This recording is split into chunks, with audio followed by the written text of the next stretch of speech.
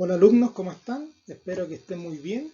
Aquí nos encontramos una vez más en este acompañamiento para que puedan desarrollar correctamente la guía número 3. ¿Cómo pasa el tiempo? Yo la verdad que no me he dado cuenta ya estamos a fines de mayo prácticamente, nos queda la última semana y ya hemos hecho 3 actividades en las cuales entonces ustedes por medio de este aprendizaje remoto han podido desarrollar. ¿Ya? Así que les agradezco a todos los que me han enviado los trabajos. Sigo recibiendo trabajo y sigo esperando trabajo. Así que los invito a que sigan esforzándose, sigan mandando sus trabajos porque yo los estoy revisando, me estoy dedicando a ustedes. En la medida que ustedes me van preguntando, yo los voy respondiendo. ¿Ya?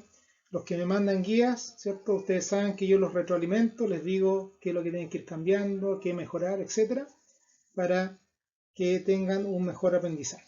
¿Ya? Bueno, vamos entonces a entrar en materia.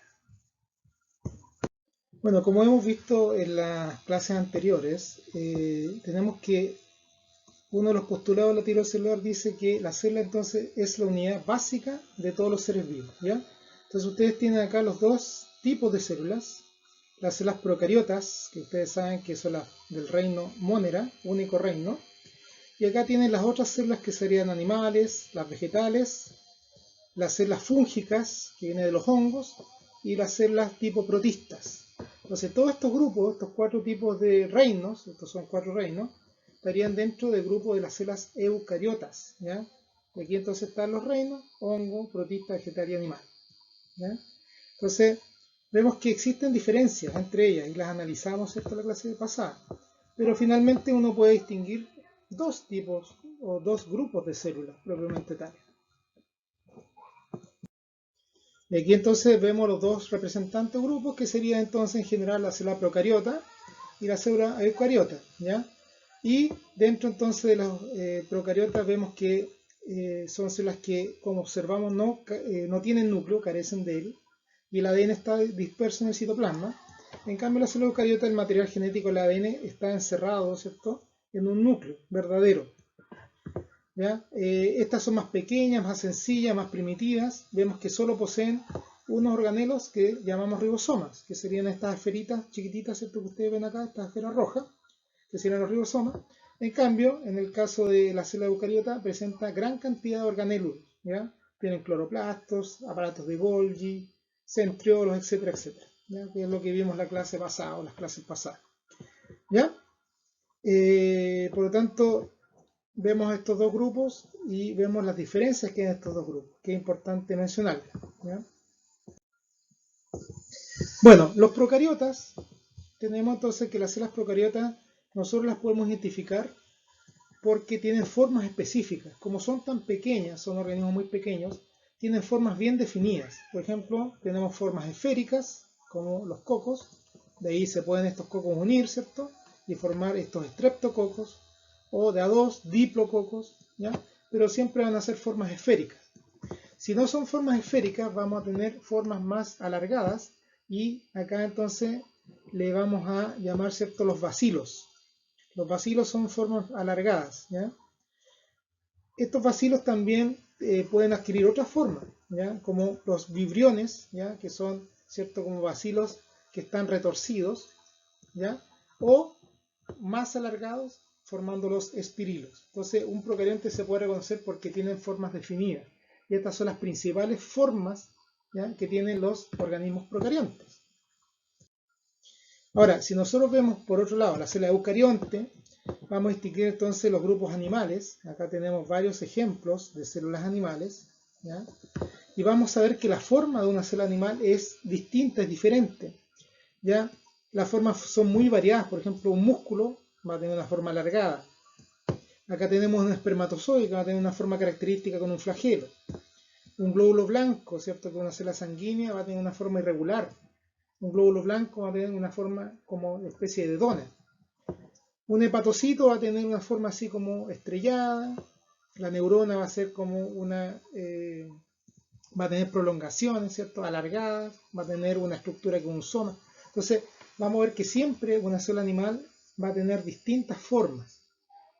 Pero, en el caso de la célula vegetal, la vamos a poder distinguir, ¿cierto?, porque su forma va a ser más o menos geométrica, va a ser como formas geométricas, como poliédricas, pueden ser cuadradas, hexagonales, ¿cierto? Rectangulares, ¿ya? ¿Y eso por qué? Porque la célula vegetal, a la diferencia de la célula animal, tiene una pared, y esa pared le da esa rigidez y le da esa forma característica, ¿ya? Entonces ahí distinguimos entonces la diferencia entre de forma entre una célula animal entonces y una célula vegetal. Bueno, como ustedes bien saben, las células son microscópicas, ¿ya? Una célula tiene un tamaño bien pequeño.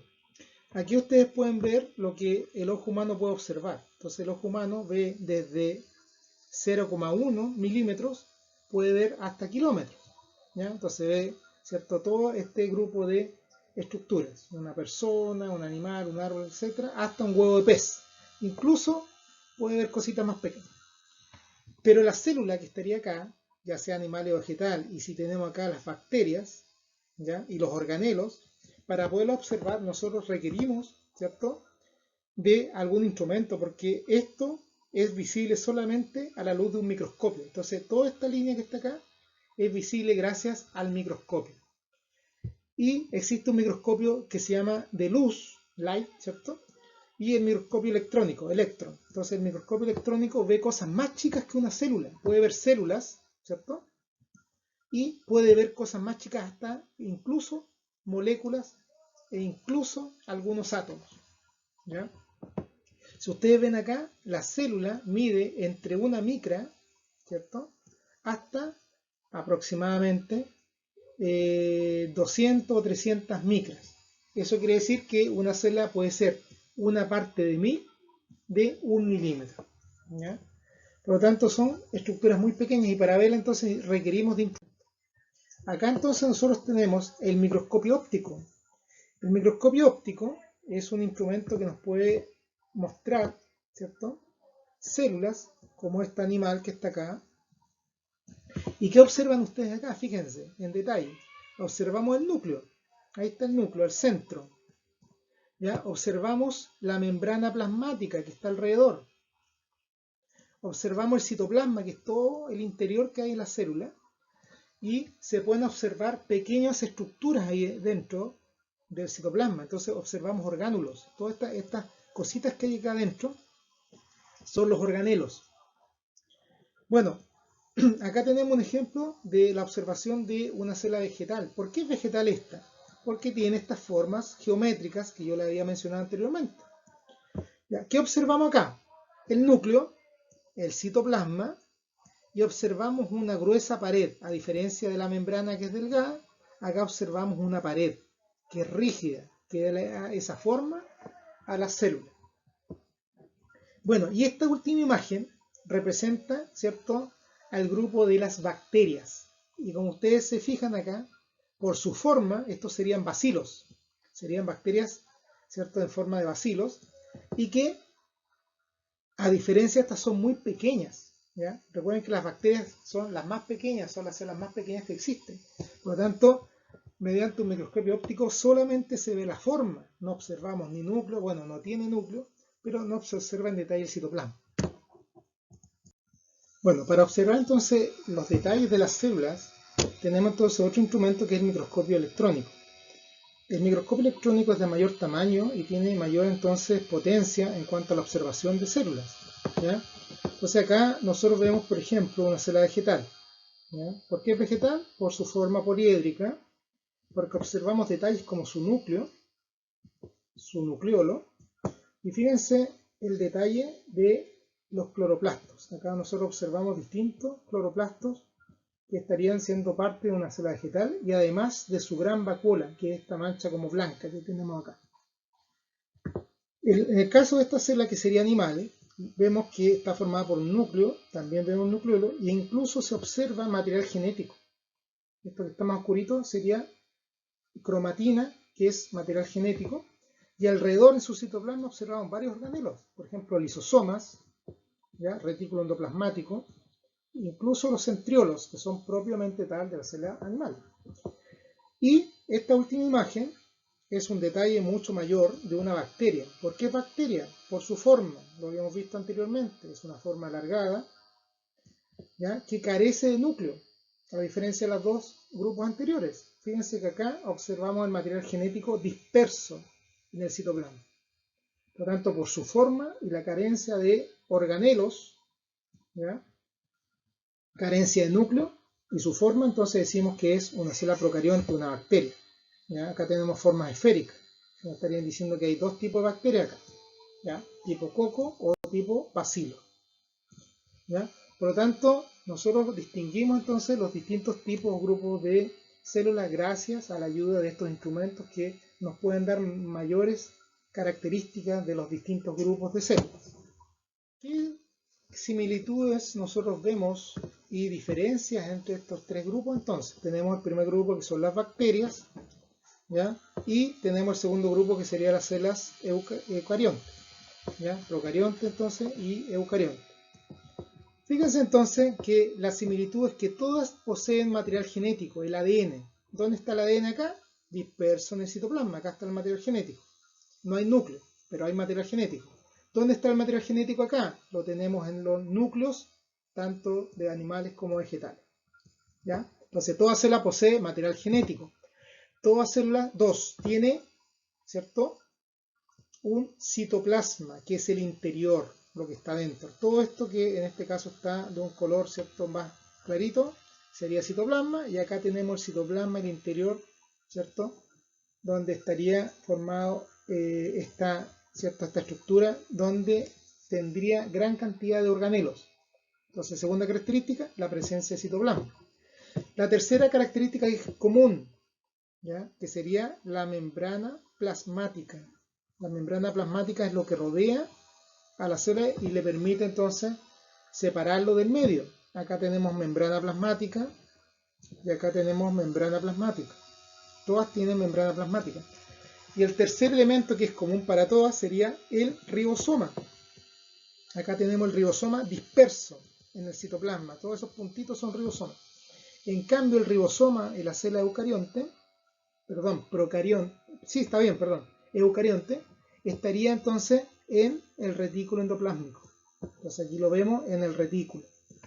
¿Ya? Esas son las similitudes. Pero ¿qué diferencia vemos? Que el procarionte no tiene núcleo y acá tenemos núcleo. Ya sería una diferencia, ¿ya? Acá no hay organelos membranosos, aquí sí tenemos organelos membranosos. ¿Se fijan? Entonces esas son las similitudes y diferencias entre los dos grupos. Ahora, si vamos a ser más específicos y vamos a ver la diferencia que hay entre las células animales y vegetales, entonces vamos a ver las diferencias que serían.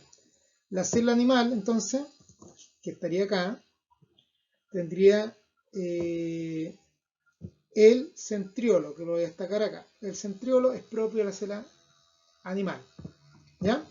El vegetal tiene acá cloroplastos, la gran vacuola y la pared celular. ¿Se fijan? Entonces, esos son los tres elementos básicos de una célula vegetal, que es exclusivo de los vegetales, solamente lo tienen, ¿cierto?, estas células, y lo exclusivo de la célula animal, que sería el centriolo. Ahora van a haber cosas comunes, como la mitocondria, ¿cierto?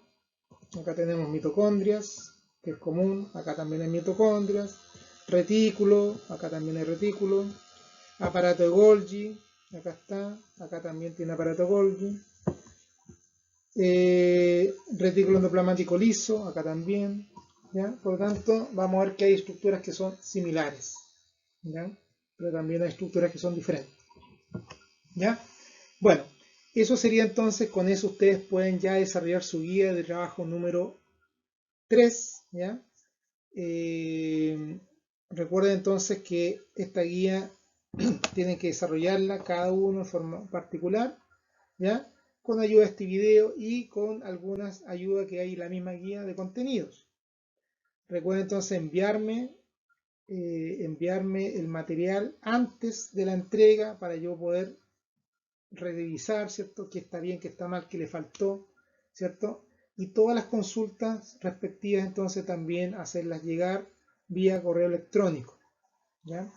Así que eso sería entonces, que les vaya muy bien esta semana, que tengan una excelente semana y los espero entonces para que prontamente me puedan entregar entonces estas guías de trabajo, cosa de que podamos seguir avanzando en los estudios, ¿ya? Que tengan muy buena semana. Chao.